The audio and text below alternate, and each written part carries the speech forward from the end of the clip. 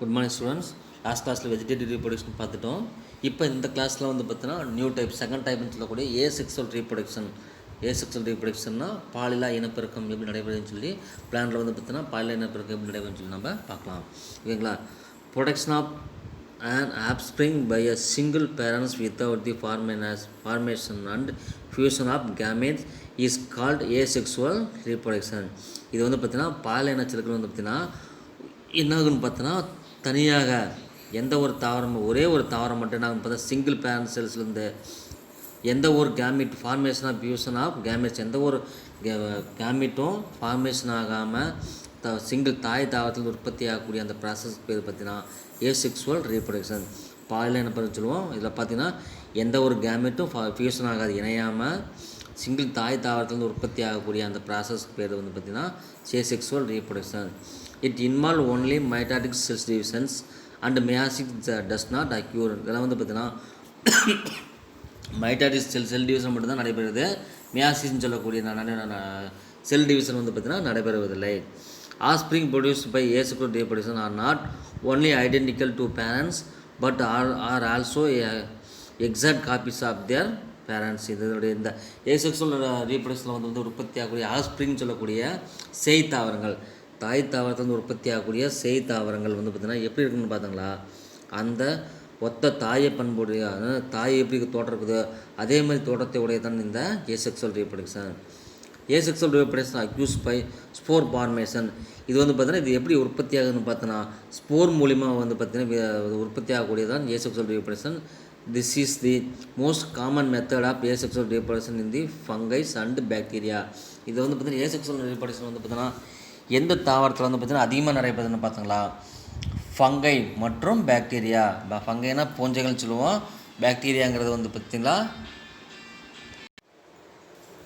ஓகேங்களா.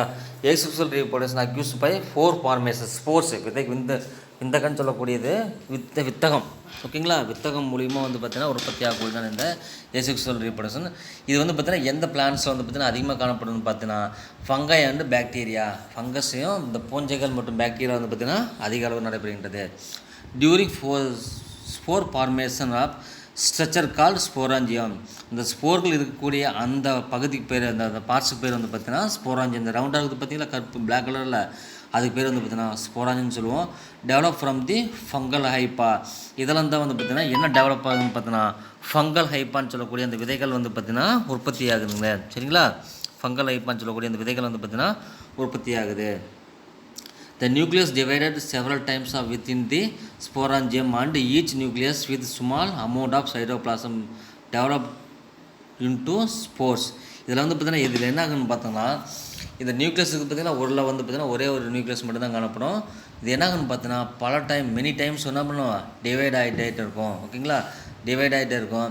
அந்த டிவைட் ஆகக்கூடிய அந்த சின்ன நியூக்ளியஸ்லேயும் வந்து பார்த்தீங்கன்னா குறைந்த அளவு வந்து பார்த்தீங்கன்னா ஸ்மால் அமௌண்ட் ஆஃப் சைட்டோபிளாசம் வந்து பார்த்தீங்கன்னா அது ப்ரெசென்ட் ஆகிருக்கும்.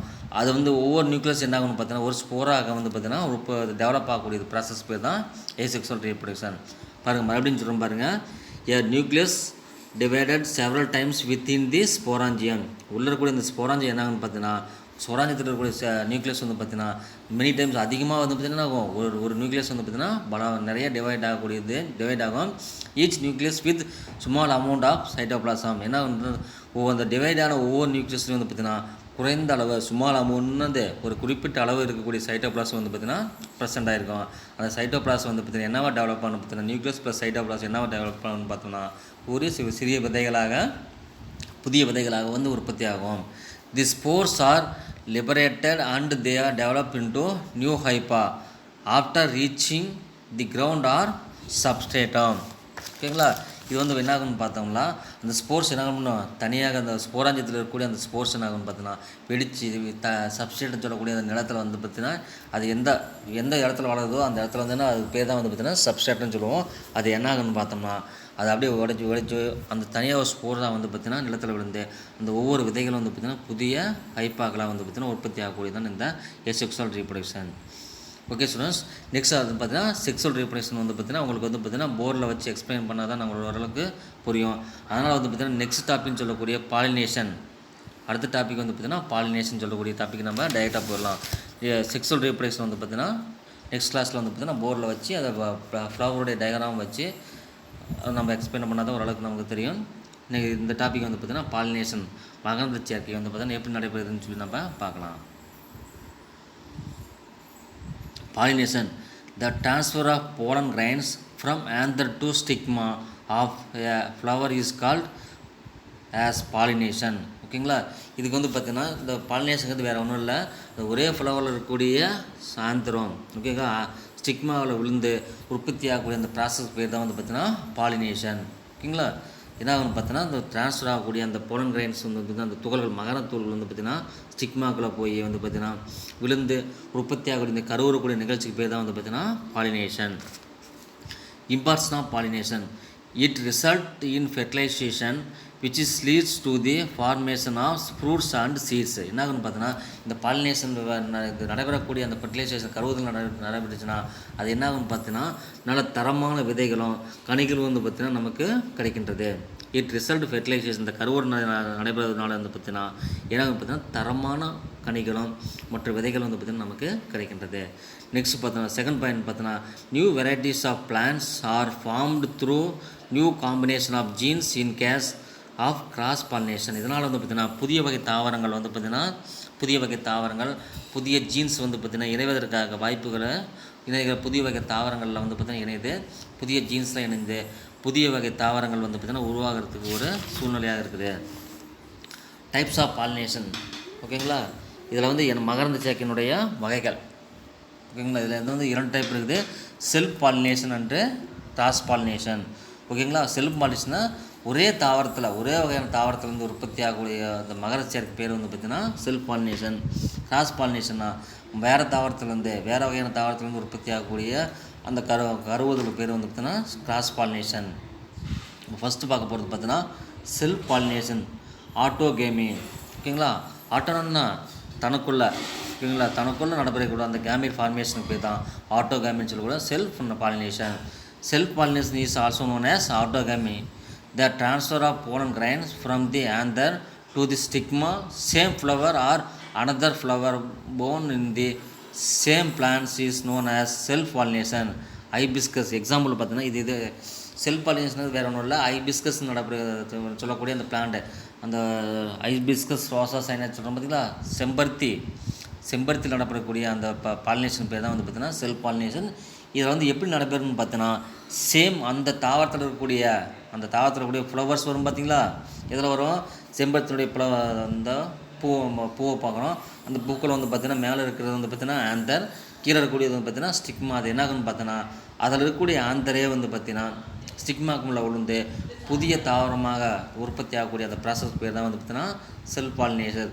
அப்படி இல்லைன்னா அதே வகையை சேர்ந்த செம்பருத்தி வகையை சேர்ந்த பக்கத்தில் அருகில் இருக்கக்கூடிய செடியிலேருந்து ஆந்தரும் போலன் கிரைன்ஸ் வந்து பார்த்திங்கன்னா நம்ம கிடைச்சுன்னா அதான் வந்து பார்த்திங்கன்னா self pollination. Advantages of self pollination is possible in certain bisexual flowers. இது வந்து பார்த்திங்கன்னா இதில் வந்து பார்த்திங்கன்னா இருபால் மலர்கள் வந்து பார்த்திங்கன்னா இருக்கக்கூடிய அந்த தாவரத்தில் வந்து பார்த்திங்கன்னா நடைபெறக்கூடியது வந்து பார்த்திங்கன்னா செல்ஃப் பாலினேஷன். பாருங்கள், self pollination is possible in certain bisexual flowers. இருபால் மலர்கள் இருக்குது பார்த்திங்களா, அந்த மலர்கள் இருக்கக்கூடிய தாவரத்தில் நடைபெறதுனால இதை வந்து பார்த்திங்கன்னா தரமானதாக கிடைக்கின்றது. நெக்ஸ்ட் பார்த்தீங்கன்னா flowers do not depend on agent for pollination. Flowers ஏஜென்ட்னா இது என்ன பண்ணுறது பார்த்தீங்கன்னா பாலினேஷன் நடைபெறனா வந்து பார்த்திங்கன்னா ஏஜென்ட் வந்து பார்த்திங்கன்னா நம்பி இருக்க வேண்டிய அவசியம் இல்லை. ஏஜென்ட்ங்கிறது வந்து பார்த்திங்கன்னா காற்றோ அல்லது மனிதர்களோ அல்லது அனிமல்ஸோ அல்லது பூச்சிகள் நம்பி இருக்க வேண்டிய அவசியமே இல்லை. ஏன்னா அது ஒரே ஃப்ளவரில் வந்து பார்த்திங்கன்னா போலன் கிரைன்ஸு ஸ்டிக்மா ஆந்தர் இருக்கிறதுனால வந்து பார்த்திங்கன்னா மற்ற ஏஜென்ட் வந்து நம்பி இருக்க வேண்டிய அவசியம் இல்லை. There is no wastage of pollen grains. அந்த மகரந்த தூள்கள் வந்து பார்த்திங்கன்னா வேஸ்ட் ஆகாது.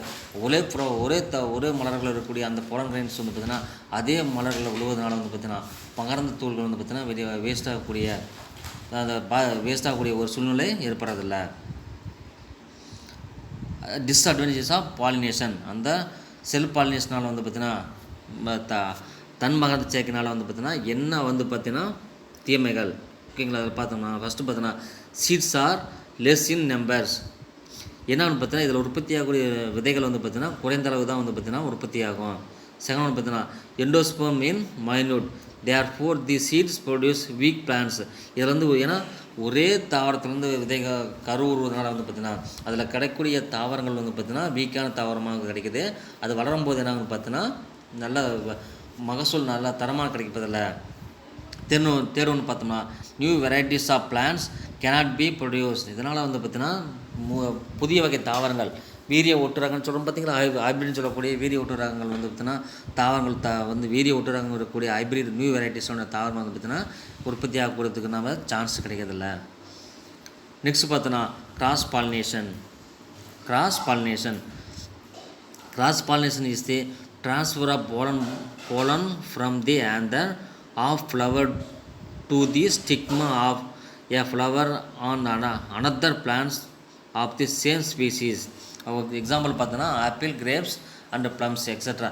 கிராஸ் பாலினேஷன் வேறு ஒன்றும் இல்லை, வேறு ஒரு தாவரத்துலேருந்து அதே ஒரே வகையை சேர்ந்த தாவரத்துலேருந்து சப்போஸ் ஆப்பிளுடைய தாவரம் இருக்குதுன்னா பக்கத்தில் ஒரு 10-20 அடி தள்ளி இருக்கக்கூடிய ஆப்பிளினுடைய கொடிகள் இருக்கும். அப்போ என்ன ஆகுன்னு பார்த்தீங்கன்னா அதில் இருக்கக்கூடிய அந்த போலன் கிரைன்ஸ் வந்து பார்த்திங்கன்னா பக்கத்தில் இருக்கக்கூடிய அந்த தாவரங்களுக்கு வந்து பார்த்திங்கன்னா சென்றடைஞ்சு உற்பத்தி ஆகக்கூடிய அந்த நிகழ்ச்சிக்கு பேர் தான் வந்து பார்த்திங்கன்னா கிராஸ் பாலினேஷன்.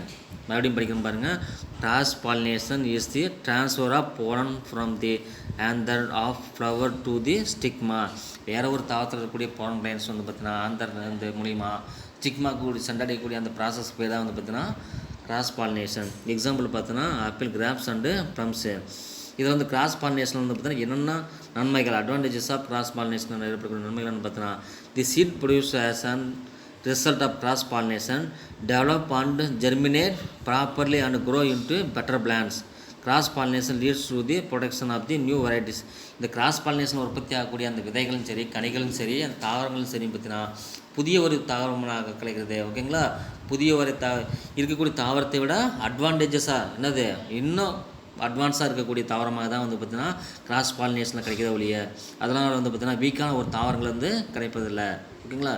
நெக்ஸ்ட் பார்த்தீங்கன்னா மோர் வியபிள் சீட்ஸ் ஆர் ப்ரொடியூஸ். இதனால் வந்து பார்த்திங்கன்னா புதிய வகை தாவரங்கள் உருவாகுதுன்னு சொன்னோம் பார்த்தீங்களா.